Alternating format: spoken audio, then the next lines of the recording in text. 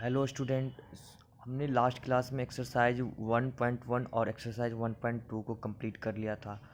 अब हम क्लास 8 के सेकंड चैप्टर में आते हैं। तो हमारा जो सेकंड चैप्टर है वो है हमारा linear equation in one variable. तो ये हमारा सेकंड चैप्टर है। तो इसमें हम एक्सरसाइज स्टार्ट करने से पहले हम ये जान लेते हैं, कुछ कुछ पॉइंट है जो हम पहले जान लेते हैं ताकि हम इजीली उनको क्या करके सॉल्व कर पाएँ। तो एक तो होता है हमारा जो variable, what is variable, variable आखिर होता क्या है। और दूसरा है हमारा कांस्टेंट क्या होता है। और उनके बाद हमें देखना है उनमें इक्वेशन में हम कैसे उनको सॉल्व करते हैं। तो राइट, तो हम एक एक करके देखते हैं। तो सबसे पहला जो है, तो पहले इक्वेशन में वेरिएबल होता क्या है, मतलब वेरिएबल एक्चुअली है क्या, तो वो इसके बारे में हम जानते हैं।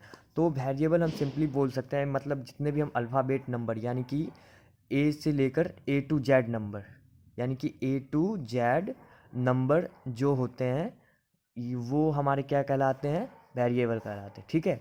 अब जैसे हम एग्जाम्पल के लिए ले लेते हैं, एग्जाम्पल के लिए हम ले सकते हैं 4x ले लिया, 5y ले सकते हैं, 3y², 9z²। ठीक है। ATC और भी ले सकते हैं आगे। ठीक है। तो ये जितने भी यानी कि अलजेब्रिक जितने भी इसमें क्या होते हैं, ये जितने यानी कि ए टू जेड नंबर वाले रहते हैं वो हमारा इक्वेशन में क्या कहलाते हैं, वो वेरिएबल कहलाते हैं। ठीक है। तो जैसे हमारा 4x हो गया, देन 5y लिया, 3y², 9z², यानी कि जो इसके साथ अगर x या कुछ भी रहे तो वो किस में आ जाएगा, हमारा वेरिएबल में आ जाएगा। ठीक है। अब सेकेंड जो है हम देखते हैं कांस्टेंट क्या होता है। अब कांस्टेंट आपका वो हो गया यानी कि जितने भी हम काउंटिंग नंबर एक्चुअली बोल सकते हैं सिंपली में, यानी कि काउंटिंग नंबर को हम क्या बोलते हैं, कांस्टेंट बोलते हैं। अब काउंटिंग नंबर तो आपको पता ही होगा, 1 से लेकर आप जहाँ तक ले सकें इन्फिनिट तक ले सकते हैं। ठीक है। या जहाँ तक ले आप एग्जाम्पल के लिए ले लो तो ले सकते हो, जैसे 40 हो गया, 25 ले लिया, 34 ले लिया, 79 ले लिया, 120 ले लिया, etc।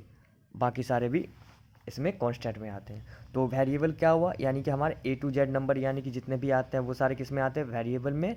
और कांस्टेंट कौन सा हुआ, जो काउंटिंग नंबर होता है वो हमारे क्या कहलाता है, कांस्टेंट कहलाता है। ओके। सो जो उसके बाद हम इक्वेशन में देखते हैं और इसमें क्या सब होता है वो देखेंगे। अब देखो, जैसे हमने यहाँ पे एक इक्वेशन लिया है 5x प्लस का 13 इक्वल टू 25। देखो ये जो है ना इक्वल, ये हमारा इक्वल हो गया। ठीक है। अब इक्वल के साइड जो ये है हमारे कौन से साइड है, ये लेफ्ट साइड है। तो इसको हम क्या बोलते हैं, लेफ्ट, यानी कि LHS बोलते हैं। और ये इक्वल के राइट साइड है तो इसको हम क्या बोलते हैं, RHS। अब LHS का फुल फॉर्म क्या होता है, तो इनका होता है लेफ्ट हैंड साइड। ओके। और इक्वल के राइट में जो रहता है वो हमारा क्या कहलाता है, राइट हैंड साइड। ओके। सो अब देखो आपको LHS में कौन सा वाला रखना है और RHS में कौन सा वाला रखना है वो अब इसके बाद हम देखते हैं। तो LHS का मतलब क्या हो गया, लेफ्ट हैंड साइड, और RHS का मतलब क्या होगा, राइट हैंड साइड। ठीक है। तो इक्वेशन में ये दो होते हैं। तो हमें हमेशा ऑलवेज क्या करना है, लेफ्ट हैंड साइड में हमेशा किसको रखना है, वेरिएबल वाले को रखना है। ठीक है। कौन सा वाला रखना है, वेरिएबल को। ठीक है। और राइट हैंड साइड में आपको रखना है कांस्टेंट वाले को। कौन सा, कांस्टेंट वाले को। अब मैंने वेरिएबल और कांस्टेंट तो आपको बता दिया, ऊपर में आप देख सकते हो ये हमारा वेरिएबल और ये कांस्टेंट है। सो यहाँ से क्या हो गया, यानी कि आपने यहाँ से क्या देखा कि हम लेफ्ट हैंड साइड में किनको रखते हैं, वेरिएबल वाले को, और राइट हैंड साइड में किनको रखते हैं, हम कांस्टेंट वाले को। ठीक है। तो ये आपको ध्यान में रखना है। ठीक है। अब आपको मैं 2 3 4 क्वेश्चन मैं आपको सॉल्व करके दिखाता हूँ, उसके बाद नेक्स्ट हम वीडियो में हम एक्सरसाइज स्टार्ट करेंगे। ठीक है। जैसे हमने यहाँ से ले लिया, सॉल्व द फ्लोइंग इक्वेशन। जैसे हमने लिया है x + 3 = 12 है। ठीक है। तो अब आपको एक और चीज़ देखना है। अब जब हम इक्वेशन सॉल्व करते हैं तो हम क्या करते हैं, उसमें ना उनका अलग साइन होता है। ये जो होता है इनको हम और का साइन बोलते हैं। ठीक है। तो और हम 3 टाइप से कर सकते हैं, एक यानी कि एक तो ये हो गया अपना, दूसरा और दे के ये दे सकते हैं। ठीक है। और या अगर हिंदी में बोले तो या दे के ऐसे करते हैं हम। ठीक है। तो ये 3 टाइप से करते हैं। तो हम बेसिकली कौन सा यूज करेंगे, ये एरो वाला जो होता है वो सिंपली रहता है, अच्छा रहता है। ठीक है। तो ये आपको यूज करना है। ठीक है। अब उसके बाद मैंने क्या बताया था, आपका इक्वेशन क्या हुआ है, x + 3 = कितना दिया हुआ है, 12 दिया हुआ है। अब आपको यहाँ पर देखो, ये जो है x हमारा कौन सा कहलाएगा, ये वेरिएबल, और 3 क्या है हमारा, कांस्टेंट, और इक्वल के बाद क्या है हमारा, 12 है। तो 12 तो हमारा कांस्टेंट है। उसके बाद जो नेक्स्ट स्टेप आपको मैंने बताया था, जो हम वेरिएबल को किस साइड ऑलवेज रखते हैं, लेफ्ट हैंड साइड में, और कांस्टेंट को राइट हैंड साइड में। तो वेरिएबल तो हमारा जो x है वो तो हमारे पहले से ही है, तो उनको हम वैसे ही रहने देते हैं x को। अब इधर जो ये हमारा 3 कांस्टेंट है उसको हम किधर लेके जाएंगे, राइट साइड में। तो आपको मैं कुछ बता देता हूँ यहाँ पे, अगर साइन उधर ले जाते तो माइनस का क्या हो जाएगा, प्लस हो जाता है, ठीक है। देन आपका प्लस रहता है तो उस साइड जाएगा तो किस में चेंज हो जाएगा, माइनस में। एंड मल्टीप्लाई में रहता है तो वो किस में चेंज हो जाएगा, डिवाइड में। और अगर डिवाइड में रहता है तो वो किस में होगा आपका, मल्टीप्लाई में। ओके, सो इसको आपको फॉलो करना है। तो यहाँ से हमने x ले लिया, x वेरिएबल हो गया। अब इधर क्या हो गया, ये जो हमारा पहले से ऑलरेडी 12 था कांस्टेंट में, तो इसको हम पहले लिख लेते हैं। अब ये देखो आपको प्लस का 3 है, अब ये इस साइड हो जाएगा तो क्या हो जाता है, साइन चेंज हो जाएगा, यानी कि किस में हो जाएगा, माइनस का 3 हो गया। ओके, सो यहाँ से आपका x का वैल्यू कितना आ जाएगा, यानी कि 12 में से आप 3 को माइनस कर दो तो कितने आ गए आपको, यानी कि 9 आ गया आपका x का वैल्यू। तो ऐसे हम क्या करते हैं, इक्वेशन से इसको क्या x का वैल्यू निकालते हैं, ठीक है। तो ये हमारा फर्स्ट था x + 3 = 12, जिनका आंसर कितना आया, 9 आया, ठीक है। अब हम सेकेंड देखते हैं। सेकेंड हमने लिया है z - 12 = 16। सेम टू सेम जैसे मैंने आपको ऊपर बताया वैसे इसमें भी करना है। तो यहाँ पर देखो आप, z आपका क्या है, वेरिएबल है, और माइनस का जो 12 है वो क्या है, कांस्टेंट है। और राइट साइड में देखो 16 भी आपका कांस्टेंट है। तो इसमें भी आपको कुछ चेंज नहीं करना है क्योंकि वेरिएबल आपका पहले से इधर है। तो z का z रहेगा, ये 16 है तो पहले हम कर देंगे, और ये माइनस का 12 जो इस साइड आएगा तो किस में हो जाएगा, वो प्लस में हो जाएगा। प्लस का कितना हो जाएगा, यानी कि 12 हो जाएगा, ठीक है। सो यहाँ से हमारा z का वैल्यू कितना आ गया। अब 16 को और 12 को आप ऐड कर दो, कितना हो गया, 6 में 2 ऐड किया तो 8, और 1 कितने होंगे, 2 हो गए। तो ये हमारे z का वैल्यू निकले, कितना आया, 28, ठीक है। अब थर्ड देखते हैं। थर्ड मैंने एक क्वेश्चन लिया है, 4/5 प्लस में x = 7/9 लिया है हमने क्वेश्चन, ठीक है। तो इसमें भी आप क्या करो, जो वेरिएबल है उसको लेफ्ट साइड और कांस्टेंट वाले को राइट साइड लेके चलो सबसे पहले। तो इनमें देखो आपका वेरिएबल तो x है, तो x को हम इधर ही रखेंगे, तो x का x ही रह गया। अब ये क्या है हमारा 7/9, इसको हम पहले लिखते हैं। और ये जो हमारा 4/5 है इसको हम किस साइड लगाएंगे, राइट साइड। तो ये साइन चेंज हो गया, किस में हो जाएगा, यानी कि माइनस में 4/5। अब यहाँ से देखो आपका x का तो वही रहेगा x। अब ये जो है आपका, ये क्या हो गया, आप इसको, ये हो गया फ्रैक्शन वाला, आपको सब्ट्रैक्शन करना पड़ेगा। तो अब 9 और 5 का क्या करेंगे, हम पहले एलसीएम निकालेंगे। तो आपका 9 और 5 का जो एलसीएम आएगा वो कितना आएगा, 45 आएगा। ओके, अब आपने सीखा होगा ये हमारा 45 यहाँ पे जो आया है, तो अब 45 को हम 9 से डिवाइड करेंगे। ओके, और ऊपर वाला जो नंबर है तो उससे हम क्या करते हैं, मल्टीप्लाई करते हैं।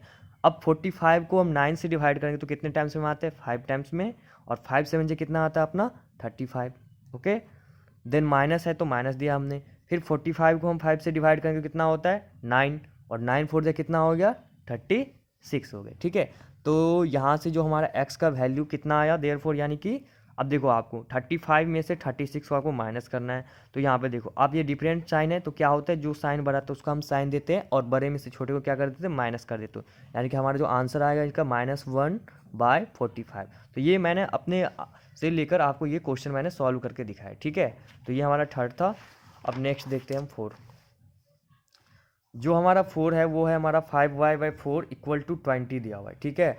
देखो इसको हम बोलते हैं, एक होता है हमारा क्रॉस मल्टीप्लिकेशन मेथड, ठीक है। इसको ध्यान में रखना आपको, इसको हम CMM बोल सकते हैं, जो आप आगे पढ़ेंगे ये आपको आगे काम भी देगा, क्रॉस मल्टीप्लिकेशन मेथड, ठीक है। अब इसमें क्या होता है, जैसे हमारा a/b नंबर रहेगा कोई सा = c/d, तो ये क्या होगा, इसके क्रॉस मल्टीप्लिकेशन होगा। कैसे होगा, यानी कि जो a का रहेगा वो इसके नीचे वाला यानी कि d के साथ मल्टीप्लाई होगा, और b वाले को किसके साथ मल्टीप्लाई होगा, c के साथ। यानी कि ऐसे सिंपली बोल सकते हो AD = BC, जिसको हम क्या बोलते हैं, CMM, यानी कि क्रॉस मल्टीप्लिकेशन मेथड। ओके, सो यहाँ से देखो आपको क्या दिया हुआ है क्वेश्चन में, 5y/4 = कितना दिया हुआ है, 20। अब देखो आपको 5y/4 है, अब ये 20, अब 20 के नीचे में कुछ नहीं है तो कितना रहता है, 1 रहता है। तो अब 5y को अगर हम 1 से मल्टीप्लाई करेंगे तो कितना हो जाएगा, 5y ही हो रहेगा ये। अब 20 और 4 को मल्टीप्लाई करेंगे, ठीक है। तो 20 को और किसको, 4 को मल्टीप्लाई करेंगे। आप वैसे मल्टीप्लाई करके भी लिख सकते हो, नहीं तो फिर आप लास्ट में कर लेना इनको, ठीक है। और यहाँ से देखो, अब ये जो 5y है तो 5 के साथ आपका तो y का मल्टीप्लाई हुआ है। 5y का मतलब क्या होता है, 5 को y से मल्टीप्लाई किया हुआ है, ठीक है। तो यहाँ से हमने क्या किया, ये जो 5y है तो हम क्या किए, 5 को हम किस साइड लेके आ गए, राइट साइड। ओके, सो ये जो हमने आप पीछे बताया आपको, मल्टीप्लाई रहेगा तो किस में चेंज हो जाएगा, डिवाइड में। तो ये 5 कहाँ आ जाएगा हमारा, नीचे, ठीक है। तो अब ये क्या हो जाएगा, 5 4 जा 20। अब बाकी ऊपर में जो बच गया उसको मल्टीप्लाई करना है, यानी कि देयरफॉर y इक्वल टू अपना कितना आ गया, 4 4 जा 16। ये हमारा y का वैल्यू आ गया, ठीक है। और एक देखते हैं, एक जो हमारा 12y माइनस 13 इक्वल टू 25 लिया है, ठीक है। सो यहाँ से क्या हो जाएगा, फिर आप क्या करो, वेरिएबल को एक साइड लेफ्ट साइड में रखो और कांस्टेंट वाले को राइट साइड में रखो। तो ये 12y का 12y रहेगा इस साइड। अब ये 25 पहले से है, अब 13 को इस साइड आप लेके आ जाओ, तो प्लस का क्या हो जाएगा, ये 13 हो जाएगा, ठीक है। और यहाँ से ये 12y हो गया। अब इन दोनों को ऐड करो, आपको कितना हो गया, 5 3 8 2 1 3 38 आ गया। और यहाँ से आप y निकालो, तो ये जो हमारा 12 है मल्टीप्लाई में, वो उस साइड जाएगा तो किस में चेंज हो जाएगा, डिवाइड में। ओके, सो यहाँ से जो हमारा y का वैल्यू आएगा, अब देखो आप इसको काट भी सकते हो, अगर काटोगे अब तो ये 19 2 जा 38 होता है और ये 6 2 जा 12 होता है, यानी कि 19/6 आप, ये आपका y का वैल्यू आ गया, ठीक है। तो ये हमने कुछ क्वेश्चन लिया था खुद से, इनको हमने सॉल्व किया है। तो आगे के वीडियो में हम एक्सरसाइज स्टार्ट करेंगे ताकि हम इजीली उनको हम बना सकते हैं, ठीक है। सो आज के लिए इतना ही, मिलते हैं नेक्स्ट वीडियो में।